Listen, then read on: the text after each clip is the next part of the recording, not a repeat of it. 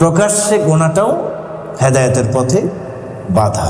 প্রকাশ্যে যখন একজন মানুষ গোনা করে তখন অনেকগুলো ক্ষতি আছে প্রকাশ্যে গোনার।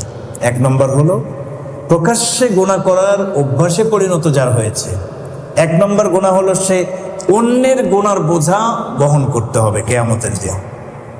আপনি একটা প্রকাশ্যে গোনা করলেন, আরো 100 জন লোক দেখলো, দেখার পরে তারা চিন্তা করলো আরে ও তো করছে, আমি করলে সমস্যা কি? হ্যাঁ, ও তো করছে, আমি করলে সমস্যা? ও সুদ খায়, অনেক টাকার মালিক হয়েছে, আমি খাইলে সমস্যা কি? ও ঘুষ খায়, আমি খাইলে সমস্যা কি? ও নামাজ পড়ে না, ওরে বন্ধু আমার, আমিও নামাজ পড়বো না। ও মিথ্যা কথা বলে, আমি বললে সমস্যা কি? এই যে আপনাকে দেখে, আপনার প্রকাশ্যে গোনা দেখে আরেকজন যে উদ্বুদ্ধ হচ্ছে, তাই না? আপনি কেমন যেন গোনার প্রচার করছেন। প্রকাশ্যে করা মানে প্রচার করা।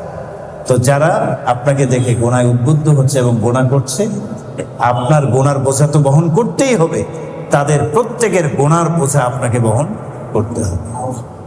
আল্লাহ তাআলা বলেছেন ইন্নাল্লাযীনা ইউহিব্বুনা আন তাশিআল ফাহিশাতু ফিল্লাযীনা আমানু লাহুম আযাবুন আলীমুন ফিদ দুনিয়া।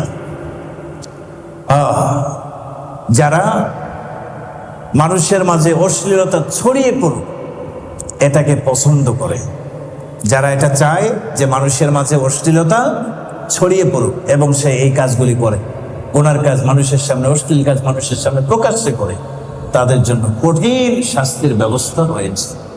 জাহান্নামের আগুনে তাদেরকে নিক্ষেপ করা হবে। দুনিয়াতে প্রকাশ্যে গুনার কারণে শাস্তি দ্রুত আসে, গোপন গুনার কারণে আস্তে আস্তে আস্তে আস্তে শাস্তি আসে।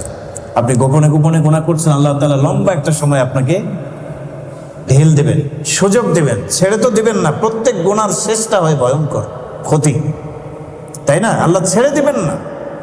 আপনি গুনাহ করছেন গোপনে গোপনে, ভাব দেখাচ্ছেন বুজুর্গ, আপনি এই অবস্থা নিয়ে টিকে থাকতে পারবেন না।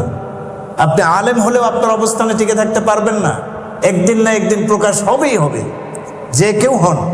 গোপনে গুনাহ করলে এটার ক্ষতি থেকে বাঁচতে তবে একটু সময় নিয়ে, গোপনে যেহেতু করতেছেন আল্লাহ একটু কি দেবেন? ঢিলা দেবেন। কিন্তু প্রকাশ্যে গুনাহ করলে এই ঢিলাটা আল্লাহ তাআলা অনেক ক্ষেত্রে দেন, সরাসরি দ্রুত আযাবের মধ্যে গ্রেফতার করেন, দুনিয়ার শাস্তিতে গ্রেফতার করেন, ছোট শাস্তিতে অনেক সময় গ্রেফতার করেন। আল্লাহ তাআলা বলছেন ওয়ালা নুযিকান্নাহুম মিনাল আযাবিল আদনা দুনাল আযাবিল আকবার লাআল্লাহুম ইয়ারজিউন। গুনার কারণে অনেক সময় বড় শাস্তি থেকে মানে বড় শাস্তির চেয়ে ছোট ছোট শাস্তি আগে দেই। বড় শাস্তি তো আখিরাতে আছে, তাই না? ছোট ছোট শাস্তি দুনিয়াতে দেই গুনার কারণে। কেন? লাআল্লাহুম ইয়ারজিউন, যেন তারা ফিরে আসে, তাই না? এই জন্য প্রকাশ্যেও গুনাহ করা যাবে না। প্রকাশ্যে গুনাহ করলে আরেকটা ক্ষতি, যেটা নিজের মধ্যে লজ্জাবোধটা চলে যায়। লজ্জাশীলতা এটা ঈমানের একটা অংশ কিনা? আল হায়াউ শু'বাতুম মিনাল ঈমান, লজ্জাশীলতা ঈমানের একটা অঙ্গ। যার লজ্জাশীলতা নাই তার ঈমান নাই।